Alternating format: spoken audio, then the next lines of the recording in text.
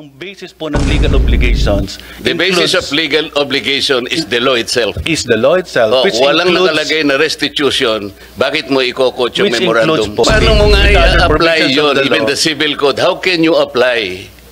Paano, ano yung i-restitute niya? Alam mo, magkakatalo lang tayo rito eh. Hindi ho. The DOJ Let me is in a position to even calculate how much the applicant should restitute before he can be processed under the application. Dito ho sa ating pag-usapan mga ka-reaction update ni Kong Dante Marcoleta, eto kung paano gumagana ang batas sa mahirap at mayaman. Kung makapangyarihan at walang kapangyarihan. Dito kasi sa pinakita ho ni Kong Dante Marcoleta, meron ho isang normal na tao, hindi ho siya mayaman. Meron po siyang kalaban na mayaman. Yan po yung naglalaban sa kaso. Dito, ganyan po ang totoong batas. Mas agarabyado ho ang mahirap kasi wala ka hong pere. Pero pag mayaman ka, kaya mo hong sopalan ng pera kahit sino.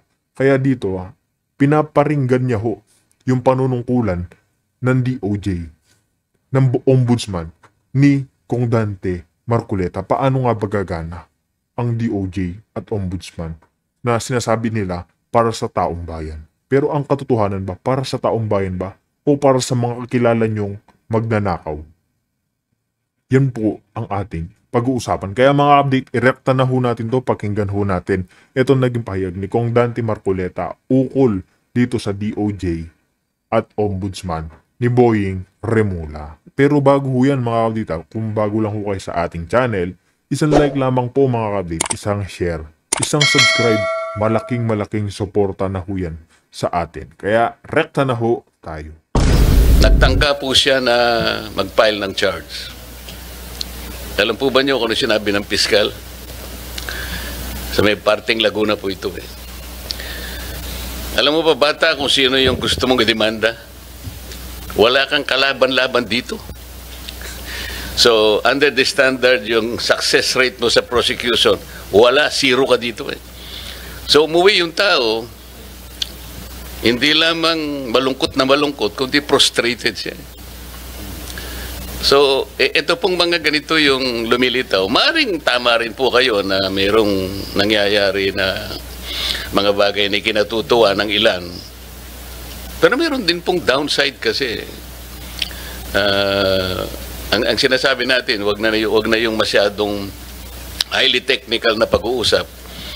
Yun lang ma-feel sana ng tao na kasi po, kung hindi naman siya pumupunta sa Bureau of Corrections, paano niya malalaman gaano karami po yung nakukorek natin o ganito. Anyway, kaya ko po tinatanong ito, importante lang na ma-relate po yung Department of Justice sa ordinary na buhay po ng ating mga mamamayan. Yun lang naman po yung ano.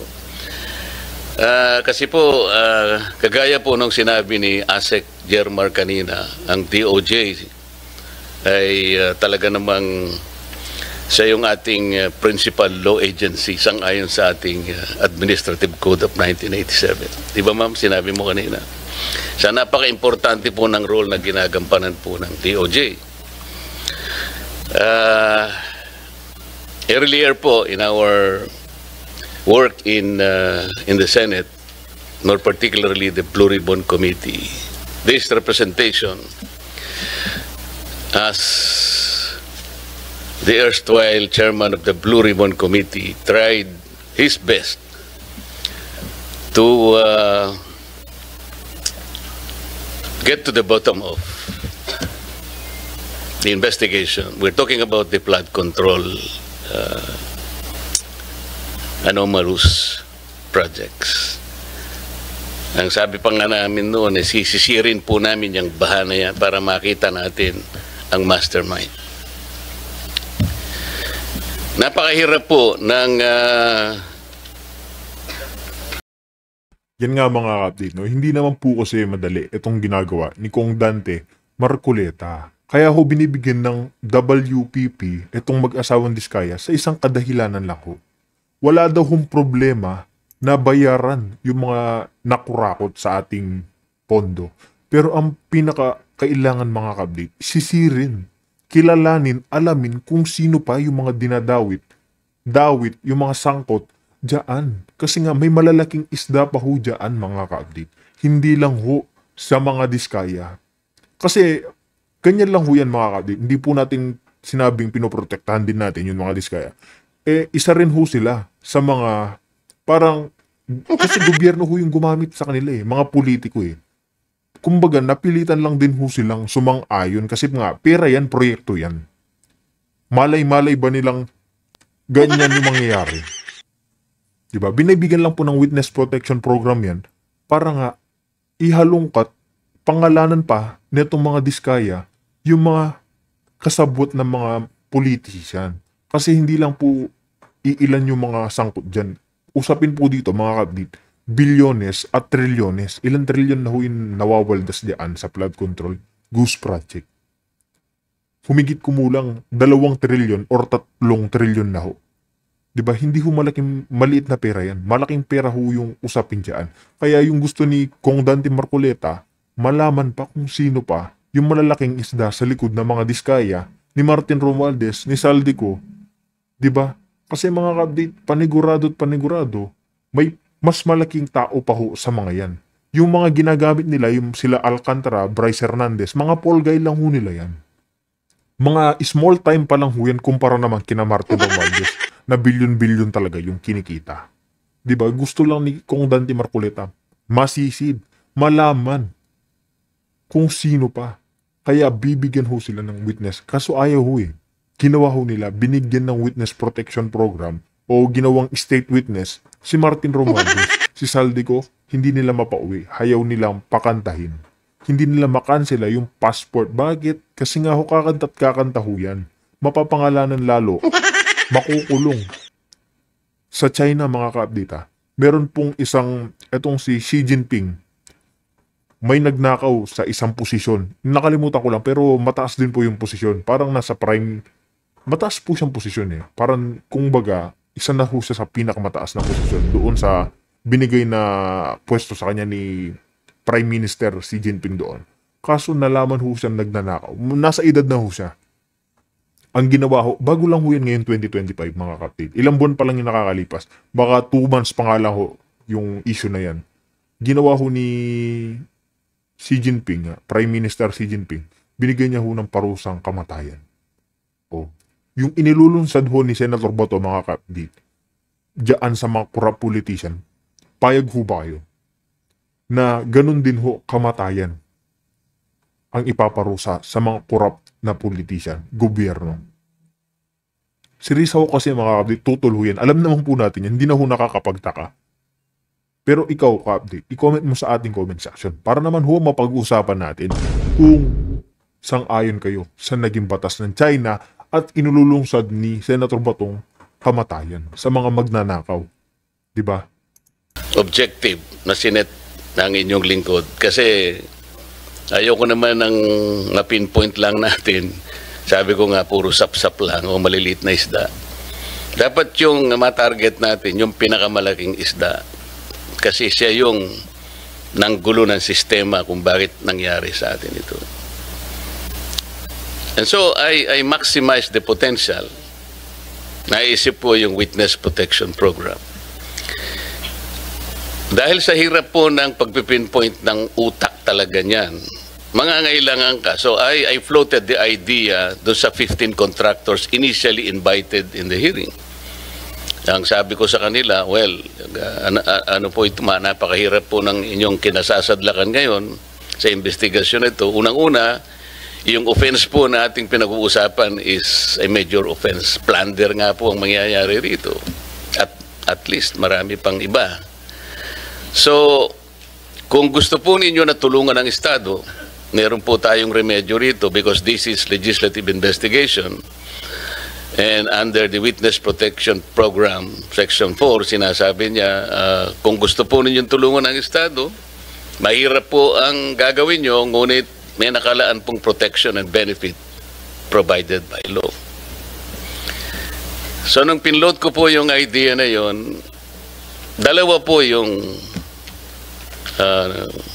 lumabas, yung mag-asawang Diskaya. And initially, he enumerated 17 members of Congress. House of Representatives. Ang nangyari po, kasi hiningi naman nila yung witness protection program. So, nung panahon ko po, I recommended that they be processed under the witness protection program. So, sumulat po ako sa Senate President. Yun naman po yung dapat nagawin.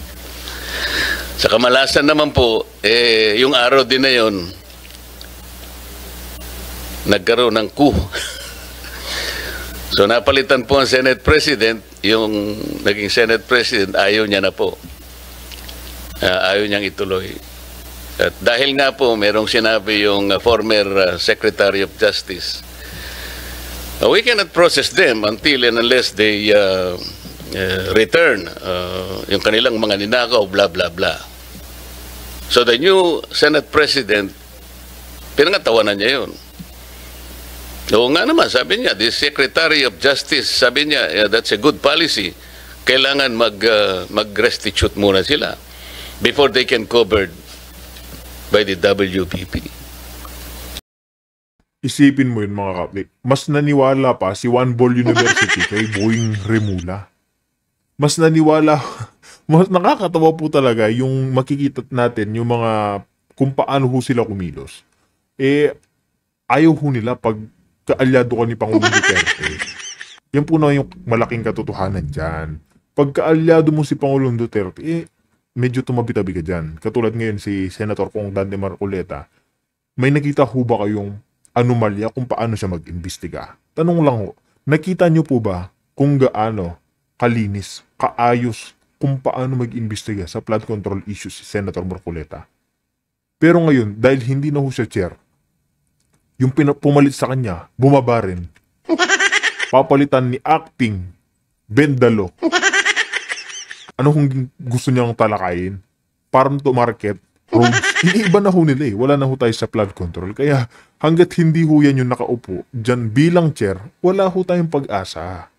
Wala hong pag-asa yung ating bayan. Wala hong pag-asa ang Pilipinas na makabangon muli sa mga tiwali sa gobyerno. Diba? Pagbabayarin mo yung diskaya, hindi pa nga makompute kung magkano yung nalikom nila. Hindi pa nga mapangalanan, hindi pa matukoy kung sino yung mga sangkot, mga kanegosasyon nila. Tapos gusto mong magbayad muna para bigyan ng witness protection program. Etong dawit na yung pangalan, ginawa nyong state witness. Ganyan ho yung ating gobyerno. Diyan po gumagana yung batas. Diba?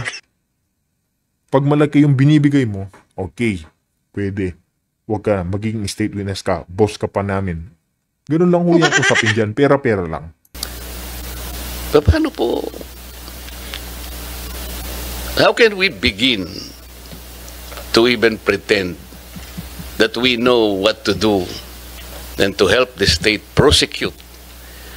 Kung sasabihin na kahit na wala po sa batas, ipipilit halimbawa ng inyong dating secretary na kailangan mag-restitute muna. I told him it is not a requirement under the law. But he insisted in saying, well, yeah, it's not in the law, but we can always agree on something like a good policy for the state. Do you agree with him?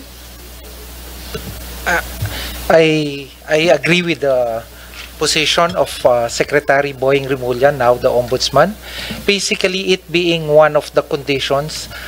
When we look at this, Your Honor, no, we're looking at on the ultimate objective.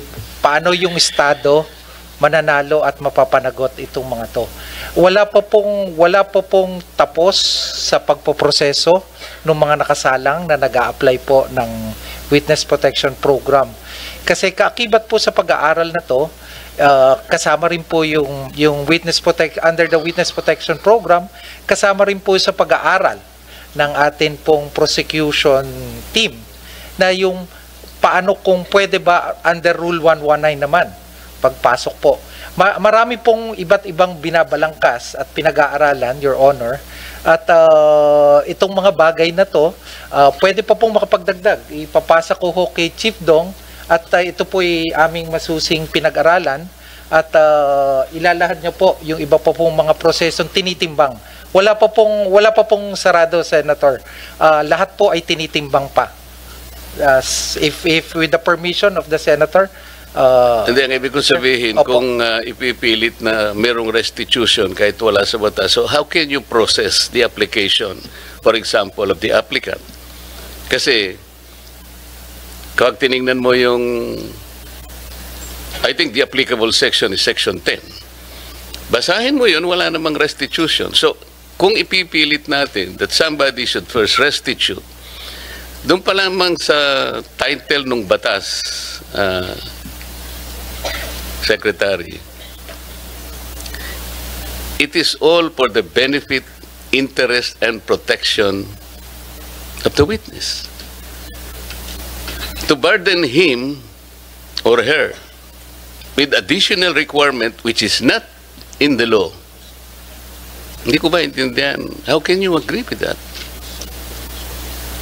Your Honor, ang tinitingnan po dito ay yung pangkalahatan. No, I'm talking about Opo. the WPP. Opo. What pangkalahatan ang sinasabi ninyo? Ang kailangan po kasi sa dulo nito, manalo po yung Estado laban po. Kaya nga, but before you do that, Opo. you have to proceed with the process. Yes, opo. So, paano siya mapaprocess? Kung ipipilit po na mag-restitute muna, for example, ano i-restitute niya? How much? Sino magkukompute? How can it be done? Sino ang magsasabi na ganito ang dapat niyang i-restitute? Meron na bang ano? Meron na bang pronouncement? We are in the process of asking their help to identify yung mastermind. Opo. It cannot be done easily. Kaya nga natin ginamit ang batas na to help the state. Ngayon, kung kayo po pala ay mag-prescribe ng isa pang requirement which is not in the law, I cannot believe this. Ito yung dilemma namin eh. Kaya nung pinipilit niya, and ako po nagtataka kung bakit kayo rin nag-agree kayo. So ano po talaga, kayo po yung ano eh. Ang DOJ is the principal law agency. If the principal law agency of this government will not even understand the basic requirements of the law, para lamang magkaroon ng nag-a-apply pa lang yung tao po eh. Imagine, hindi man natin masasabi kung ultimately magko-qualify siya eh. Or even if he qualifies as a state witness, kung hindi niya naman nagagampanan ang tungkulin niya under the program, pwede mo rin siyang alisin eh. So, the point, Mr. Chair, is they cannot even begin to be processed under the law kasi naglalagay po kayo ng requirement which has not been included by law. Sino yung mag-explain ulit? Sabi? May I be educated on that? Yes, Mr. Chairman. I just wanted to make an attempt to reconcile the debate on this matter. There's actually no inconsistency. First, it is correct that under Section 10, the law provides for the qualifications for a person to be qualified as a state witness. Nandun po yung materiality at absolute necessity ng testimony ng tao, at corroborated po to on its material points by other witnesses, and that he is not the most guilty. Okay. Now, under Section 5, which refers to the memorandum of agreement that has to be executed between the DOJ and the potential state witness, nakalagay din po dyan yung necessary matters that should bind the agreement dito po sa Witness Protection Program. And under Section 5, letter D, nakalagay din po dyan kung ano po yung legal obligations and civil judgments or civil aspect of the case against him. Ang ibig lang pong sabihin niyan, kakausapin naman po siya, maari pong i-process yung application niya, but under the first statement under Section 5, What specific provision under that law, Section- under that provision? Section 5 po says Ano nga, that basahin mo. before a person is provided protection under this act, he shall first execute a memorandum of agreement Okay. which shall set forth his responsibilities, including the following. Oh, ano So nga? kasama po dun sa mga obligations. Ano nga? Ito po, to comply with legal obligations and civil judgments. So doon sa civil judgments po, this refers po to the civil obligation pertaining to the May crime. civil judgment. No. We are saying legal obligations. Ang basis po ng legal obligations The basis of legal obligation is the law itself. is the law itself, Oh, which walang includes, nakalagay na restitution. Bakit mo ikokot yung which memorandum? includes po other provisions of law, including the civil code on unjust enrichment. Kasama po yan. Every law should be read consistent and harmoniously Paano mo nga with other i-apply provisions of yun, the even law. the civil code? How can you apply? Paano, ano yung i-restitute niya? Alam mo, magkakatalo lang tayo rito eh. Hindi ho. The Let DOJ me is in a position to even calculate how much the applicant should restitute before he can be processed under the application. I'm making a distinction po between process and enjoying the benefits under this act. So, ipoprocess na po yan dahil matagal po naman ang paraan para malaman at matuntun ang lahat ng civil wala obligation. Wala pa nga pong statement whether or not meron nga sila. Wala pa tayo eh. Kailangan po natin makuha ang mga statement ng mga potential witnesses. Kailangan pong evaluate, kailangan pong malaman. Doon sa, kung ano po doon sa yung memorandum na lahat po ng sinasabi mo, Yusek, sinasabi restitution? Opo, kasama po. Sinasabi dyan? Hindi, ang word po dito ay civil and legal obligations. Understood po na ang legal obligations has many sources. Saan ang Kasama gagaling po- ang obligation? The law does not provide restitution in the first place. That is very simple. Legal obligation po has a Huwag specific kayong definition. mag-imagine ng argument, Yusek. Magtatagal lang tayo rito. This is very simple enough. Apo. Anyway, ang sinasabi ko lang Kapag po, ka ba hindi provided ng batas, magiging reasonabling obligation under the provision you're quoting? we are saying that legal obligations is defined under You the law. cannot And legal even obligations you includes cannot unjust use enrichment. your opinion will even matter here. That's your opinion. Ang pinag-uusapan natin is the requisite of law. Thus, the maxim expressio unius est exclusio alterius ring a bell to you? Alam po natin yun. Ang O anong sinasabi ibig ko po, sabihin nun? ang what is expressed excluded is not included. Kaya nga. You So- are including an opinion which was not expressly enumerated under Section 10 of the law. Hindi. We submit, Your Honor, that a witness can be processed under this program, but he cannot receive any of the benefits as stated in Section 5 unless the matter referring to legal obligations is reduced into writing in a memorandum. So, Yan Mr. po ang Chair, posisyon namin. Isa lang po yung pinababatid nitong USEC na to mga kapit, no? Witness, witness, witness. Gusto lang ho nilang protektahan si Tambalos Los. Yan po yung katotohanan dyan. Diba, isipin mo siya yung magiging state witness. Ginagago nyo ba kami? Ginagago nyo ba yung mga Pilipino sa mga pinaggagawa nyo? Kahit na anong pagpoprotektan nyo dyan, susupalpalin talaga kayo ni Senator Marcoleta.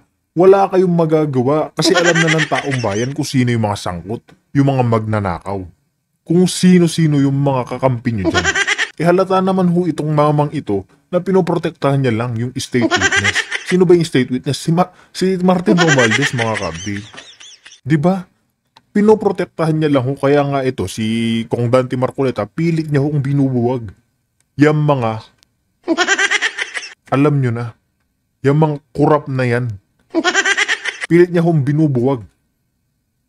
the opinion of the USEC is trying to supplant the very clear and categorical provision of law. We submit, Your Honor, with just reading the text of Section 5.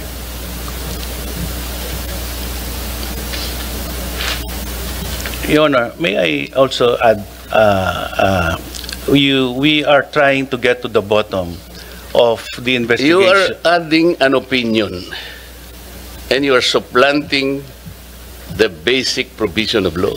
You cannot do that. And sabi pa nga natin, the spring cannot rise higher than its source. Tama? Opo. Paano? Pati opinion mo, gagamitin natin. Sana wag ganun para hindi na tayo magtagal. Paano nyo mapoprocess ngayon ito, Sec, Bida? Kung ipipilit nyo halimbawa, tingnan nyo hanggang ngayon, what is the status of the application, for example, of the Discayas? I am not defending them. Kaya ko lang po pinipilit ito because kagaya ng sinabi ko, gusto nating ma-identify yung mastermind. Opo. Kung ayaw ninyong i-identify yung mastermind, that's a different matter altogether. So, kahit na wag nyo na siyang i-process, okay lang. Pero kung gusto nyo malilit na isda lang, kaya ayaw niyang i-process, nasa sa inyo yon. Nasa sa inyo yun. Kasi dito sa inyong presentation,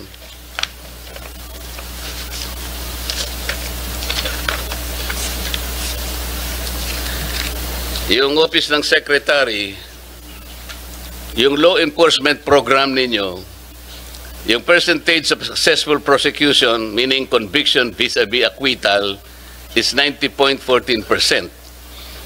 Pero yung percentage of successful prosecution in cases with witnesses covered by the program, it's 95.3%.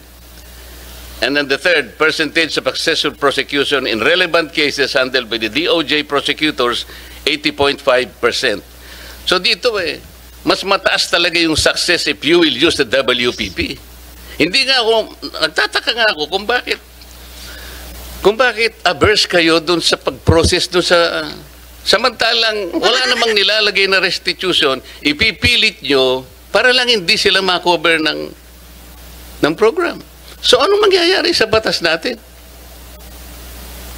You will insist on an opinion supplanting the requisites categorically provided by law. Hindi talaga makakapaprocess. So pinipili nyo yung gusto nyo i-process. Paano natin, sila lamang ang nakapag-identify initially ng 17 congressmen. At doon sa kanilang mga testimony, lumalabas na rin ang pangalan ni Saldico and Martin Romualdez. O, di ba? Kung wala ho yung mga diskaya, mga ka-update, pag kinulong ho nila, syempre, hindi na ho yan makakapagsalita. Paano pa ho matutukoy itong mga kasabwat ni Martin Romualdez at ni Saldico? Kaya nga ho ginawang state witness si Martin Romualdez para ho safe siya. Kaya po ginawa yung ICI para pagandahin lang yung ginagawa ho nilang kwento at ma-safe yung mga katiwali na kongreso, si Marcos Jr., si Sandro Marcos, si Lisa Marcos. Di ba? Nililis lang ho nila yung kwento para makulong ho yung Diskaya, sila Bryce Hernandez, tsaka yung mga poll guy nila, yung mga front guy lang ho nila. Kaya mga update, dito na ho natin tatapusin ang ating reaction video.